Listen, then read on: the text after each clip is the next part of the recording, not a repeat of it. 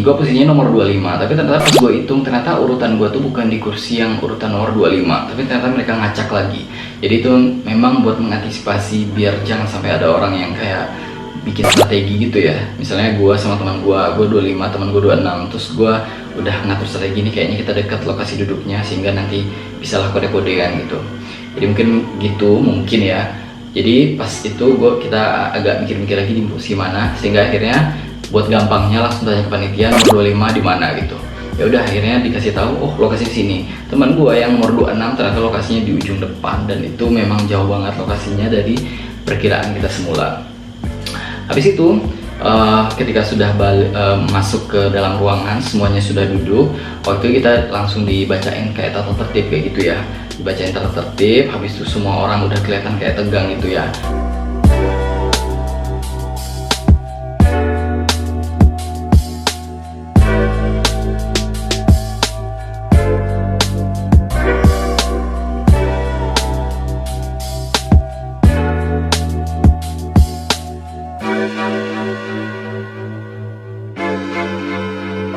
Jadi artinya karena semuanya udah siap dan fokus pengen dapat hasil yang terbaik kayak gitu, karena memang semuanya pengen lulus juga.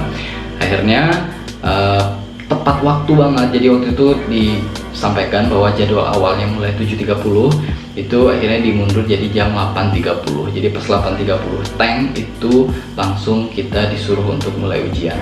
Nah sekitar 10 menitan sebelum itu kita disuruh buka login dulu, ngisi kayak biodata gitu, kita masukin nomor ujian, terus juga kalian kayak ngisi apalagi gue nggak inget. Jadi habis kalian klik save itu langsung dia muncul kayak countdown kayak gitu. Jadi 5 menit menuju jam 8.30, dan itu seragam semua, tidak ada yang lebih cepat ataupun yang lebih lambat gitu. Jadi memang mereka ngatur jamnya tuh pas banget. Jadi pas mulai udah menuju detik 02, 01, 00 gitu langsung kebuka, dan habis itu langsung kita ngerjain soal.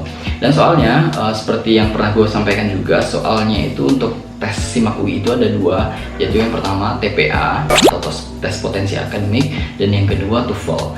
Jadi yang untuk TPA ini sendiri komponennya adalah ada tes soal verbal dan bahasa, kemudian soal numerik atau matematika, dan yang ketiga soal analitis.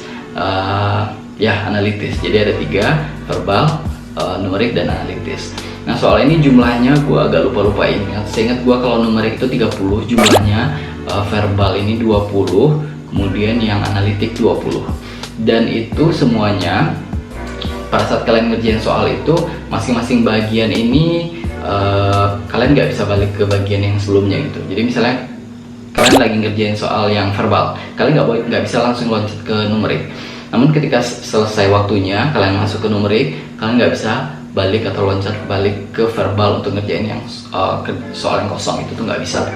Jadi kalian harus benar-benar fokus, maksimalin waktunya. Kalau waktu itu kalau nggak salah waktunya cuman berapa ya, 1 jam kalau nggak salah, 1 jam atau 1,5 jam gitu, gue nggak ingat. Cuma nanti gue tulis aja di sini nanti jam berapa jam fixnya. Kemudian jadi total soalnya 20 plus 30 plus 20, itu semua dikerjakan dan tidak bisa back kayak itu ya. Terus ya gue pada saat kita ujian ini untuk TPA nya itu sendiri diberlakukan sistem minus. Jadi kalau misalnya kalian salah itu minus 1, dan misalnya kalian benar itu plus 4. Nah kalau misalnya kalian sebenarnya dalam soal-soal yang tipenya kayak gini, harusnya kalau misalnya ada soal yang kalian ragu itu kalian tinggalin dulu. Cuman kalau kalian tinggalin itu tentu kalian akan rugi banget. Ini bisa jadi kalian banyak banget yang nggak keisi kalau misalnya kalian ternyata ragu semua gitu loh. Karena mungkin sebenarnya kita tahu, tapi karena kita takut sehingga membuat kita seakan-akan semua soal itu ragu. Nah tips dari gua, kalau misalnya kalian ketemu yang kayak gini, misalnya kalian dari soal 1 sampai 20 itu udah dikerjakan sekitar 10 soal misalnya, dan itu ada bolong-bolong, itu 1 diisi, 2 kosong, 3 diisi, terus 4, 5, 6, 7 kosong, terus 8 baru diisi. Nah tips buat kalian, caranya adalah kalau misalnya kalian ada 4 row yang kosong, kalian langsung aja nebak A, B, C, D kayak gitu. Jangan kalian isi semua A, B itu enggak, jangan kayak gitu. Jadi kalian bikinnya zigzag A, B, C, D atau D, C, B, A kayak gitu. Karena menurut gua kalau orang bikin soal nggak mungkin dia akan memberikan soal di jawaban yang sama semuanya. Jadi kalian kayak gitu diisi aja semuanya. Kemudian soal yang pertama misalnya yang terakhir kalian isi adalah nomor 4, nomor 5 kosong. Misal nomor 4 isinya jawabannya C, maka nomor 5 itu kalian jawab aja C, kayak gitu. Gue sih gitu, kayak gitu. Cuman gue nggak tahu itu apakah benar cara seperti itu atau nggak tahu. Cuman gue mengantisipasinya kayak gitu. Karena memang kemarin itu memang sejujurnya soal SIMAK UI ini susah banget. Gue udah pernah tes TPA Bapenas, pernah juga tes LPP. Ini level soalnya jauh banget susahnya. Dan gue juga baca-baca buku sebelum gue tes ini. Gue udah mempelajari buku sekitar 1,5 bulan kayak gitu. Dan itu ternyata paling cuman 30% yang keluar yang persis kayak di buku gitu. Sisanya beda gitu. Sisa maksudnya itu bukan sama persis dengan buku ya. Artinya tipe-tipe soalnya sama dengan buku sekitar cuma 30%. Sisanya itu bisa dibilang ya gue bener-bener ngandalin analisa kita aja gitu loh. Itu yang untuk soal matematika atau numeriknya. Sementara kalau untuk soal verbalnya kalau menurut gua bacaan bahasa Indonesianya terlalu panjang kayak gitu. Sebenarnya kalau misalnya kalian biasa membaca cepat, skimming kayak itu akan gampang sebenarnya. Cuman karena bacaannya panjang dan itu kalau misalnya kalian harus jawab suatu pertanyaan itu kalian nggak bisa ngelihat sepotong bacaan aja, tapi kalian harus baca semuanya, sehingga itu nyita waktu. Dan kalau misalnya kalian nggak terbiasa itu bakal keteteran banget, serius. Itu untuk soal verbalnya. Kemudian untuk soal analitis itu adalah contohnya ada silogisme, kemudian juga ada soal analitis kayak kasus-kasus gitu. Itu kalau untuk yang silogisme itu karena memang gue udah sering latihan, alhamdulillah sama sih model-modelnya itu. Karena silogisme kan kayaknya muter-muternya nggak terlalu jauh gitu ya. Jadi kalau misalnya kalian sering latihan soal silogisme, insya Allah bisa. Kemudian kalau untuk yang soal cerita atau soal kasus kayak itu juga sebenarnya harus sering latihan gitu. Karena gue biasanya awal-awal gue tahu soal kasus nih, gue biasanya nggak mau gue jawab karena memang soalnya susah banget dan kemungkinan kita bisa banyak banget yang salah. Cuman karena gue sering mengerjakan contoh soal, jadi gue udah tahu pola cara mengerjakannya meskipun soalnya berbeda jauh.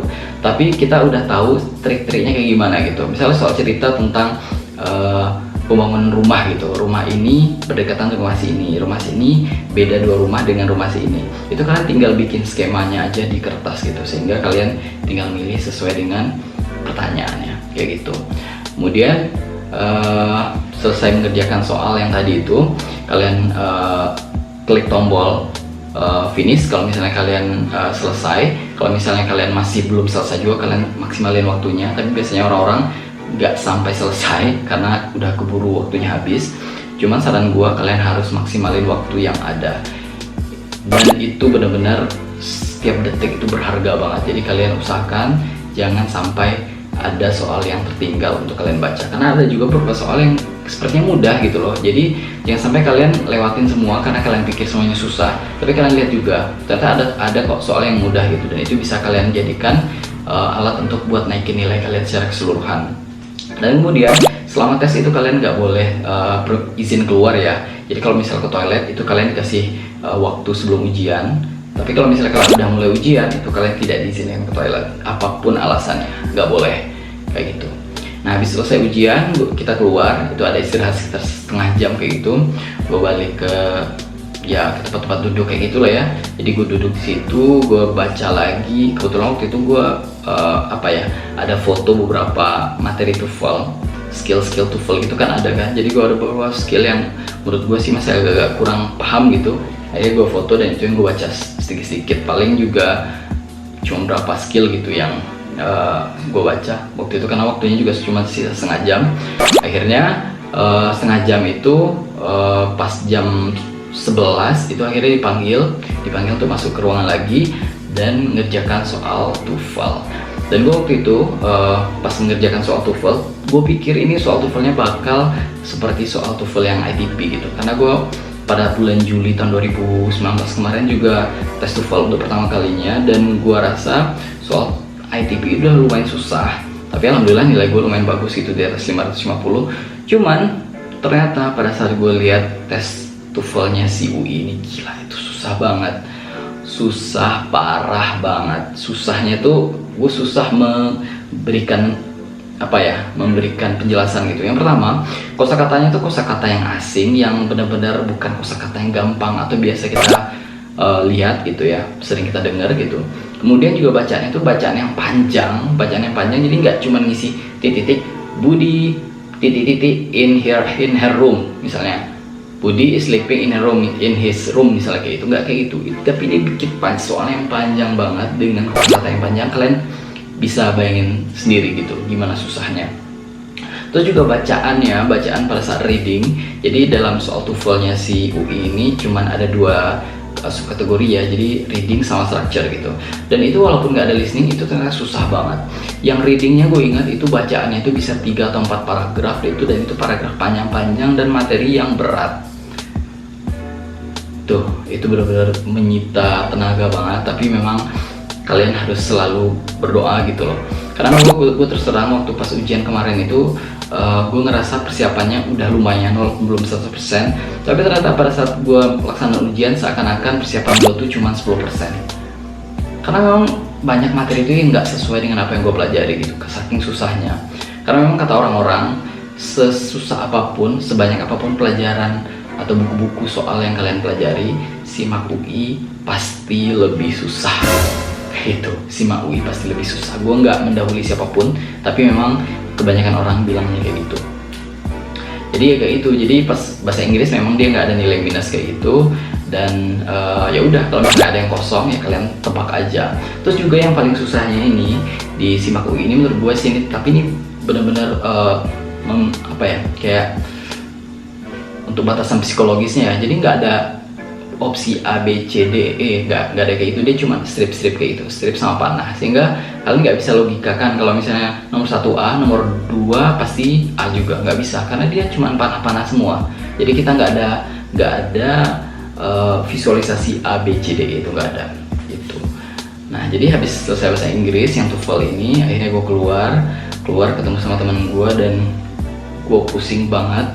Gue nggak tahu ini lulus atau enggak, cuman ya sudahlah, berserah aja. Gue ngerasa ini udah berjuang semaksimal yang gue bisa, dan teman gue juga bilang kayak itu. Mudah-mudahan kita bisa masuk meskipun harus di posisi yang paling terakhir tanda kutip lah ya. Nah itu kata teman gue, cuman ya udahlah, yang penting kita bareng-bareng gitu, karena gue dari satu kantor bareng dia, dan lumayan perjuangan kita lumayan panjang itu, dari mulai tes LPDP-nya sampai tes masuk UI-nya tuh yang berdarah-darah banget. Jadi kami selalu saling support gitu ya. Mudah-mudahan bisa lulus dan bisa satu fakultas lagi, karena kebetulan gue sama dia satu fakultas walaupun beda jurusan kayak gitu. Akhirnya gue pulang, gue balik ke Bogor, dia balik ke rumahnya di Tangerang Selatan di Bintaro. Ya udah, kira-kira kayak gitu aja. Dan memang alhamdulillah, meskipun dalam kondisi galau, kalut, dan berdoa setiap hari, alhamdulillah pada saat pengumumannya tanggal 15 April 2020, alhamdulillah gue lulus. Meskipun ya antara harap cemas kayak gitu, karena memang soalnya susah, dan ada kayak keraguan lah, karena memang proporsi soal yang susah banget gitu. Oh ya, satu lagi, di UI ini juga ada ujian wawancara ya, tapi ujian wawancara ini tidak semua jurusan, itu hanya di jurusan-jurusan tertentu. Kebetulan di jurusan gua, di jurusan akuntansi itu ada tes wawancaranya. Kebetulan waktu itu gue udah balik ke Jambi. Itu sekitar gue baliknya sekitar tanggal 26, gue balik ke Jambi, dan tanggal 26 sore itu langsung ada WA undangan untuk melakukan tes wawancara dengan kepala departemen akuntansi dan juga dengan psikolog. Dan itu dilaksanakan lewat WA, karena memang waktu itu kondisinya UI udah lockdown, jadi nggak memungkinkan buat melakukan tes wawancara secara face to face kayak gitu. Jadi dilakukan via WA, karena biasanya tesnya itu diadakan di kampus UI. Cuman waktu itu karena memang kondisinya lagi corona, dilakukan tes via WA, dan itu udah ditanya panjang lebar psikolog tentang kepribadian, kemudian juga dari kepala departemen juga tentang rencana studi kita seperti apa, topik kita nantinya mau ngambil apa, kemudian juga tentang pembiayaan, dan juga tentang motivasi-motivasi dan hal-hal lain terkait dengan pekerjaan dan kuliah kita nanti. Cuma saran gua, kalau misalnya untuk wawancara itu sendiri, kalian harus pede, harus berani, jangan sampai kalian grogi. Dan usahakan kalian juga menguasai atau mempersiapkan diri untuk bahasa Inggris ya, karena beberapa interviewer atau penanya atau pewawancara itu biasanya mereka menanyakan dalam bahasa Inggris gitu. Jadi kalian harus siap-siap dulu gitu. Kemudian juga pada saat kalian wawancara ini, usahakan sehari sebelumnya kalian baca dulu materi-materi apa yang kalian tulis, misalnya essay dulu waktu kalian pendaftaran beasiswa, atau kalian pernah tulis essay, atau kalian pernah nulis sebuah makalah atau rencana studi kalian nanti di S2. Kemudian kalau misalnya kalian dulu S1-nya bikin skripsi apa, itu kalian baca lagi tentang apa, metodologinya seperti apa, itu nanti kemungkinan akan ditanyakan. Jadi kalian bisa jawab dengan lebih gampang gitu. Jadi kalian nggak akan banyak mikir karena kalian sudah mempersiapkan diri dulu membaca materinya. Kayak gitu ya kira-kira materinya. Tadi gue pikir cuma 10 menit, tapi ternyata gue udah ngomong cepet kayak gini, ternyata juga lumayan lama juga. Cuman ya kira-kira kayak gini pengalaman gue dalam pelaksanaan ujian ujian SIMAK UI yang dimulai dengan ujian tulisnya, kemudian dilanjutkan dengan ujian wawancara.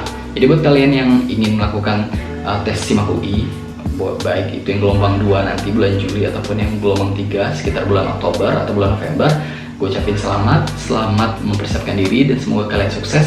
Dan kalau misalnya kalian ada pertanyaan, kalian langsung aja tanya di kolom komentar di bawah, kita bisa jawab bareng-bareng. Sekian dari gue, jangan lupa klik like, subscribe, comment, and share, dan kalian tonton video-video gue yang lainnya. See you next time, have a nice day, bye bye.